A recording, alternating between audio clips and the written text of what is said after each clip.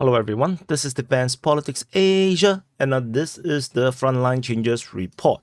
And there will be 4 of the frontline changes that is from yesterday's situation report, but I know most of you guys have not watched it, so I will cover it again in this frontline change. And there is frontline changes over at Sinkivka, New York, Yuryivka, Krasnohorivka, and Pobieda. And some of these changes are very, very significant. So we're going to start off with Sinkivka over at the Kupiansk front. This is covered in yesterday's situation report. Russian forces have actually expanded control over in this area here, eastern part of Sinkivka. So this makes it looks like the Russians are very serious about an attack into Petropolivka. So previously we have already a frontline change around here, around 3 days ago. So this time around the Russians have made advances over in this area in the eastern part of Sinkivka.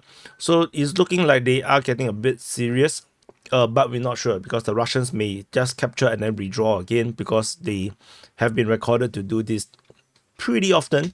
So that's all for now for Sinkivka. The next frontline change, we jump all the way to New York. At the New York front, we have major frontline changes around here. First thing first is the incursion into the southwest of New York. So the Russian forces has expanded control in the north of Yuryivka, and this advance is massive. They basically have captured all the high-rise buildings in the entire high-rise zone in this south west district in New York. And from this advantageous location, the Russian forces can actually expand and control the entire of this southwest, which then give them a very strong foothold to continue their incursion into the center of New York, capturing the railway station and whatnot. And the battle is still long. New York is a rather big city, but the fact that the Russians are making progress this quickly does put into question whether the Ukrainians have enough equipment preparation at all to hold back the Russian offensive. So this is an important thing to note. So if I zoom in a bit, you can see the entire high-rise zone is basically more or less gone. So I believe this, from my experience in the Battle of Bakhmut, this is actually where they keep their cars. So so this is what it is. There's still more to go. There is still another major industrial plant to go through. So Battle of New York basically have officially started. Notwithstanding the south, because the south is more like a rollover. So in this area, it feels more like the actual battle. We shall see. The next frontline change is just south of this position in the south of Yuryivka. So we are still in the New York front. Russian forces, based on the Ukrainian mapping, have expanded their control along the tree line in the westerly direction towards Pentelemonivka. And this push around here, I believe, would be rather fast. I would say Ukrainian forces, if they are in any of these locations, if let's say they are around here, I think they will freak out and they probably will do a massive withdrawal. And the Ukrainian forces defending over at Alexandropil and Pentelemonivka, as well as Valentinivka, all these troops around here is going to be very, very nervous because they may be defending all these tree lines around here, but they still run the risk of getting encircled in the north. So this push is definitely going to be pretty serious, as you can see. But they are protected by all these heavy entrenchments. So maybe not that bad. Maybe it's not that bad. So maybe it's not that bad. So the next frontline change after Yuryivka is over at the Avdiivka front at Yekhanivka. The Russian forces have basically essentially captured Yekhanivka. They have overrun the entire heavy fortification at Yekhanivka and gaining massive control. However, there is still some settlements around here. There are some buildings along the beach, the waterfront, along the river. I got a feeling this is considered part of Yekhanivka because this mapping change reported by Deep State UA did not say that they have lost Yekhanivka. So I suspect maybe down this road, these buildings here may still be considered as part of Yekhanivka. But this is of course clearly not strategically very important. The main thing would be this heavy fortification around here on the western part of Yuryivka, which will be the next target for the Russians. So the fact that this heavy entrenchment fell this quickly does suggest that Ukrainians' will to fight in this area seems to be pretty low.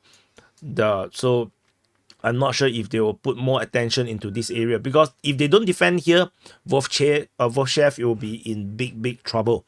And in Vovchev's force, Russian forces will be able to push all the way to the railway line, enter into Vasily, and basically they basically escape all the heavy entrenchment. They'll go to Rodivka, and then they can go south. They can go in all directions with very few major entrenchments around here, and it will totally mess up the entire strategic situation in this front line as they move towards Pokrov. So tentatively, we shall continue to monitor and see if this is the main direction, but so far the offensive are mostly all in this direction, moving towards Pokrov. So anyway, I get carried away and went into analysis. My bad. So we go into Krasnohorivka. The next frontline change is over at Battle of Krasnohorivka, and this is some major update.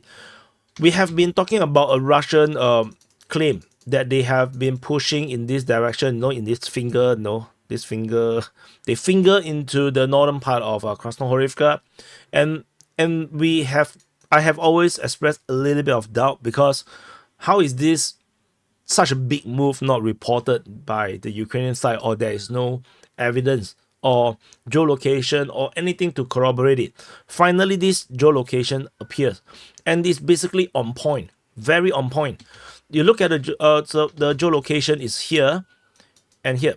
So Russian claims reach all the way here. So basically the Russian forces is now confirmed that they are actually in this area, and that the Russian sources are actually perfectly accurate. And they also seems to have, as per the Russian claims, captured the entire of the high-rise zone in this southern part. So the entire high-rise building region in this eastern Krasnohorivka has entirely fallen. So this is almost fully corroborated of all the Russian claims. So Russian forces have made tremendous progress. And so this is likely going to be reflected on the Ukrainian mapping very, very soon.